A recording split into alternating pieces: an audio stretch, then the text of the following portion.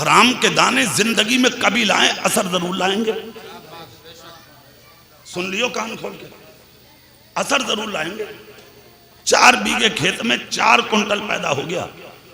दूसरे की डोल काटकर जो तुमने 4 किलो गेहूं के उगाने का सामान पैदा किया है, कसम खा के बोलो वो हराम के हैं दाने या हलाल के? जोर से बोलो यार। इसका मतलब पढ़े हुए सभी हो तुम भी। हाँ, अभी तो ये कह रहे हैं कि हम पढ़े हुए ना, पढ़े हुए सभी हो, मसला जानते हो यार, है कि नहीं? पढ़े हुए हैं कि नहीं? और मुसलमान पढ़ा हुआ होना चाहिए, इतना जरूर होना चाहिए जितने आप हैं।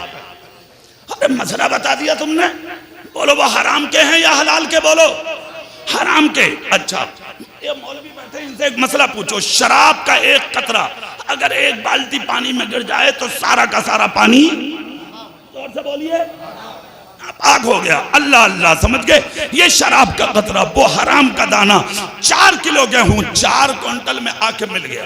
कितने में? 4 क्विंटल में। वो हराम के दाने थे। भैया किसी के आंख में ताकत है जो पहचान ले ये दाना हराम है और ये हलाल है? पहचान लोगे? हो गया सब खत्म।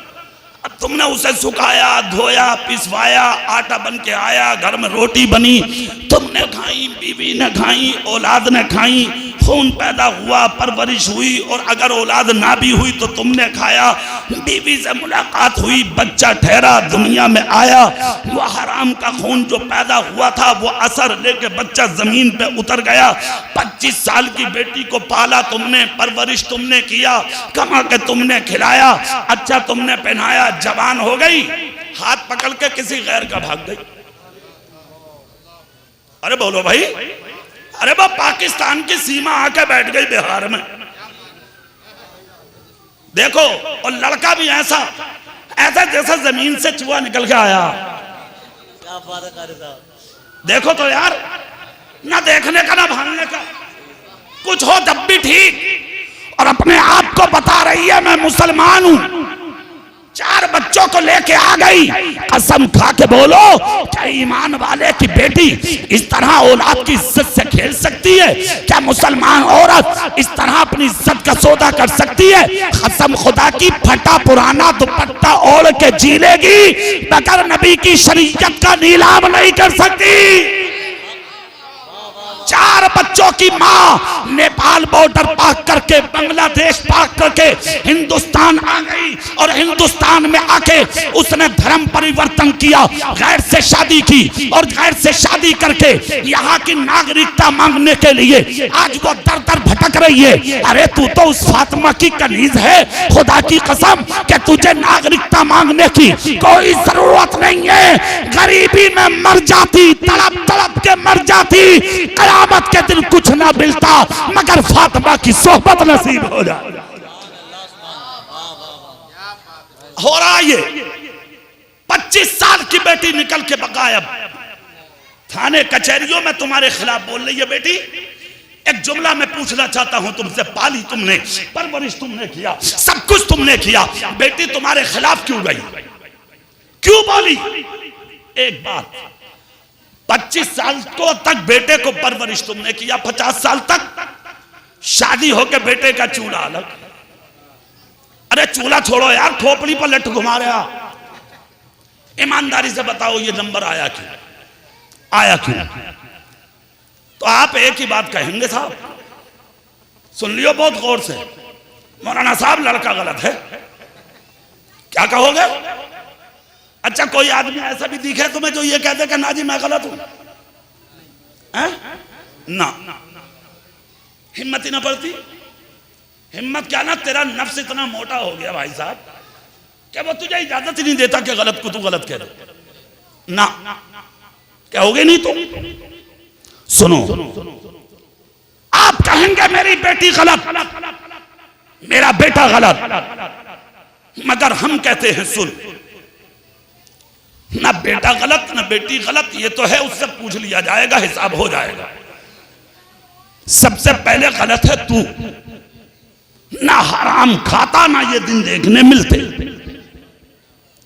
हराम लुकमों का असर है ये, वरना यार 9 साल 9 महीने माँ ने पेट में रखी, 2 साल तक खून पिलाया दूध की सूरत में, 25 साल तक मजदूरियां करके बेटी की परवरिश की।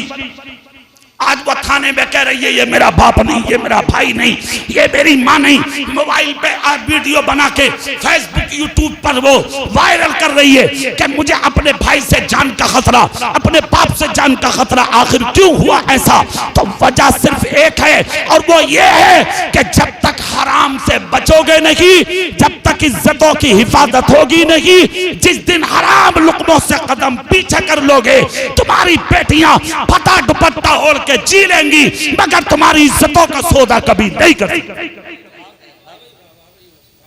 रहा बेटे का तो भैया जुमला सुन लो, मामलात बेटों के भी वही है।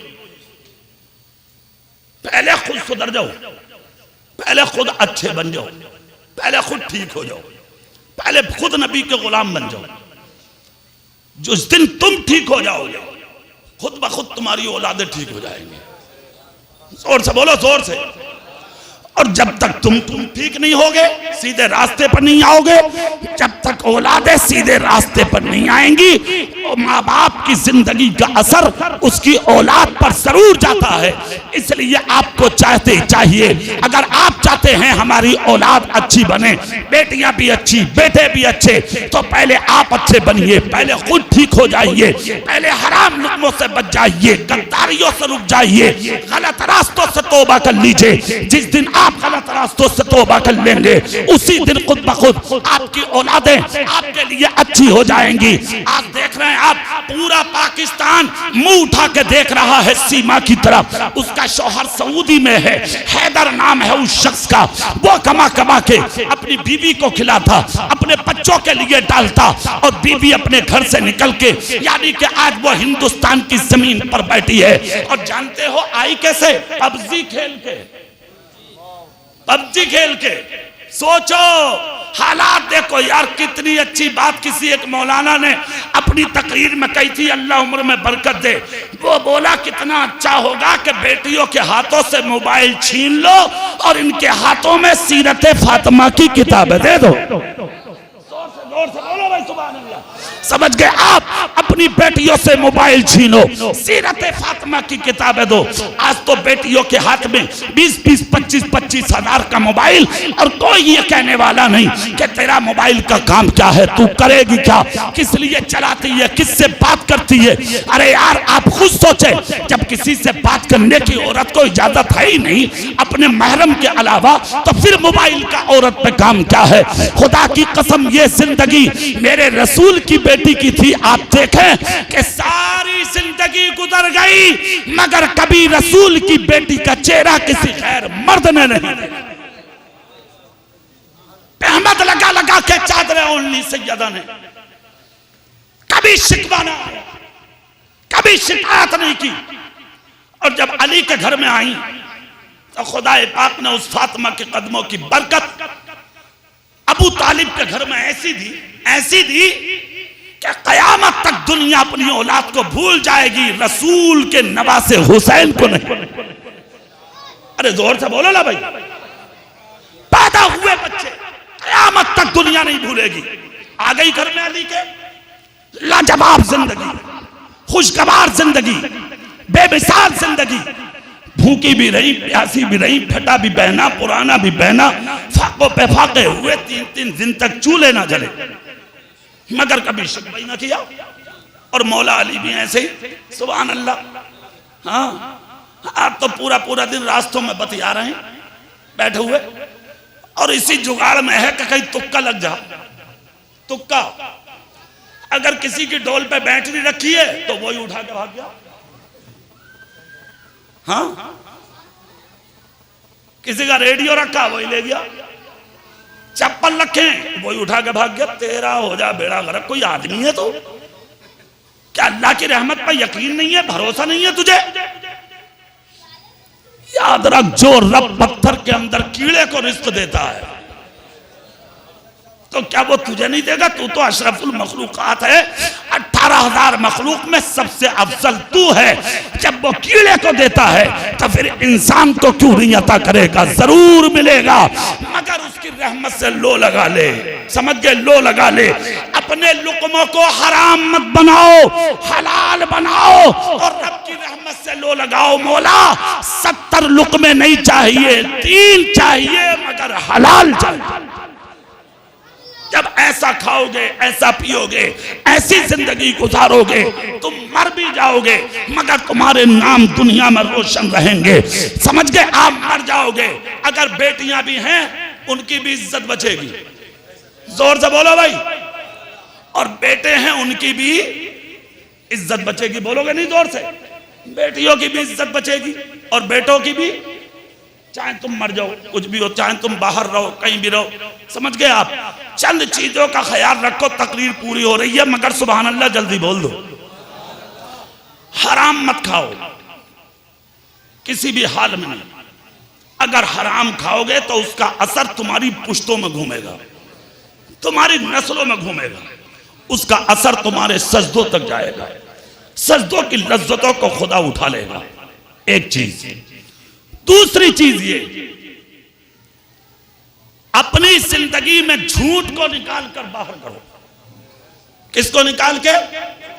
झूठ कभी मत बोलो। तीसरी, जो कमाई तुम कर रहे हो उस कमाई में ये देखो कि हम दूसरे को, सामने वाले को कहीं धोखा तो नहीं दे रहे। और अगर धोखा दिया तुमने तो उसका असर औलाद पर जाएगा और हर हाल में जाएगा, किसी के बाप से रुकने वाला नहीं है। इन चीजों का आप ध्यान रखें, इन चीजों का आप ख्याल रखें। और जब इन चीजों से बचकर आप जिंदगी पूरी करेंगे तो फिर आपकी जिंदगी कैसी होगी जानते हो आप? दुनिया तो अच्छी हो ही गई, कब्र भी लाजवाब। और फिर तुम्हारी कब्र इतनी अच्छी होगी कि लोग दुआ करेंगे कि खुदा इसके पास मुझे कब्र की जगह अता फरमा दे। अच्छा, बुजुर्ग लोग पहले एक बात कहते थे, एक मिसाल चली आ रही है, बोले भैया बुरे के पास तो कब्र भी अच्छी ना है ना, और उसका एक पलट ये है, जबर के पास तो कब्र भी अच्छी। लोग कहते थे मगर वो मुहावरा और वो बात आज सच्ची है भाई साहब। किताबों में भी यही आ रहा आज। हाँ, किताबों में भी यही आ रहा। बता क्या? जबर उनका मतलब होता था बुरा, गलत आदमी, उनका निशाना और उनका मकसद था ये। आज कुरान भी यही कहता, सच्चों के साथ हो जाओ। जोर से बोलो यार, जोर से। किसके साथ हो जाओ? ये तो है दुनिया की बात। अब आखिरत की सुनो। अगर अच्छे के पास कब्र फायदा ना देती तो विसाल से पहले ताजुश्शरिया वसीयत करके ना जाते।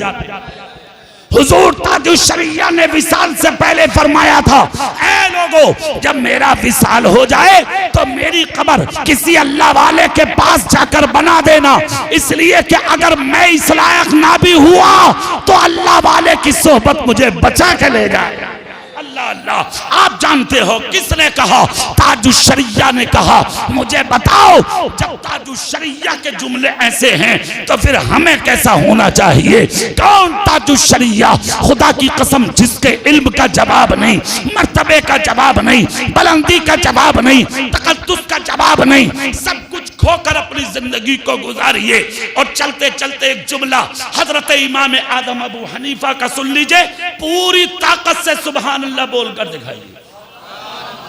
ये पूरी ताकत है तुम्हारी, बोलिए। अच्छा, पूरी ताकत से बोलिए अल्लाह का नाम, सुभान अल्लाह, जोर से बोलो। अब इमाम आदम का एक जुमला सुन लो। इमाम आदम कहते हैं, अगर तुम्हें अल्लाह के नजदीक मुकर्रब बनना है, समझ गए, तो अपने अखलाक बहुत ऊंचे बनाओ।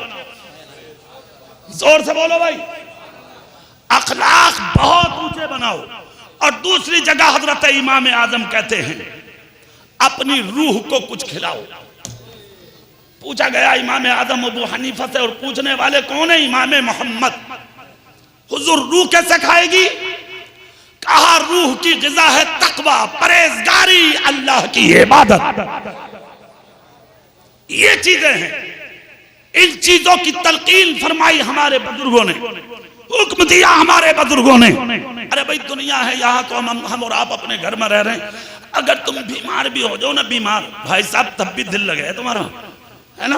अरे भाई बोतलें चल रही हैं, कैलूले घुसे पड़े हैं हाथों में, नलकियां नाक में लटकी पड़ी हैं, फिर भी कह रहा घर को ले चलो।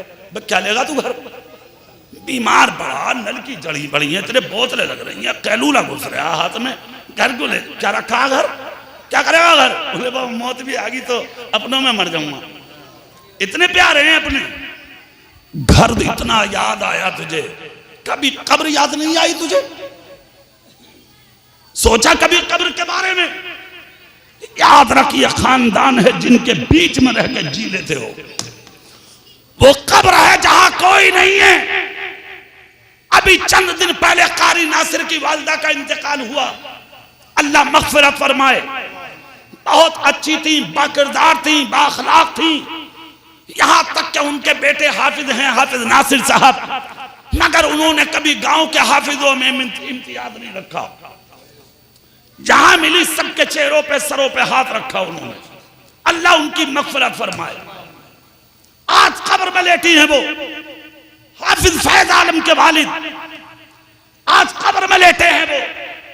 क्या खबर है किसी को किस हाल में है वो, कैसे पड़ी है वो, कैसे पड़े हैं वो? मगर हाँ, अल्लाह की रहमत पे एक यकीन है, एक भरोसा है कि जो माँ और बाप अपने बेटों को इल्म दीन सिखा के मर जाएं, अल्लाह उन्हें कब्र में सुकून अता फरमाता। जोर से बोलो, जोर से बोलो सुभान अल्लाह। इसलिए कि एक शख्स ने सिर्फ अपने बेटे को बिस्मिल्लाह पढ़ना सिखाया तक नहीं था, जब वो मरा तो अज़ाब में मुब्तला था। कुछ दिनों के बाद जब उनकी कब्र के करीब से अल्लाह के पैगंबर का गुजर हुआ तो कहा खुदा शुक्र है, इससे पहले देखा था तो अज़ाब, मगर आज सवाब। इसकी वजह क्या है? रब की मशीयत ने जवाब दिया, मेरे पैगंबर इसके बेटे ने आज मुझे रहमान और रहीम जमीन पर कहा है, इसी की बरकत से मैंने आज कब्र में इसे चैन की नींद अता कर दी है। खुद फैसला करो, जिसका बेटा सिर्फ बिस्मिल्लाह जमीन पर पढ़ दे, जब उसके बाप के मर्तबे का यह आलम है, तो जिस माँ ने हाफिज कुरान छोड़ा हो, जिस बाप ने अपना बेटा हाफिज एक एक नहीं दो दो हाफिज छोड़े हो, उस बाप के तकद्दुस का कब्र में हाल कर। मरने के बाद सारे अमल मुनक़ता हो जाते हैं, रुक जाते हैं, 3 जारी रहते हैं। कितने बोलो जोर से? 3। नंबर 1, जो माल खुदा की राह में देकर मर गए हो, वो क़यामत तक तुम्हें सुकून देगा और उसका सवाब जारी रहेगा। नंबर 2, इल्म नाफे, नफा देने वाला इल्म है जो किसी को सिखा के मर गए हो, क़यामत तक उसका सवाब जारी रहेगा।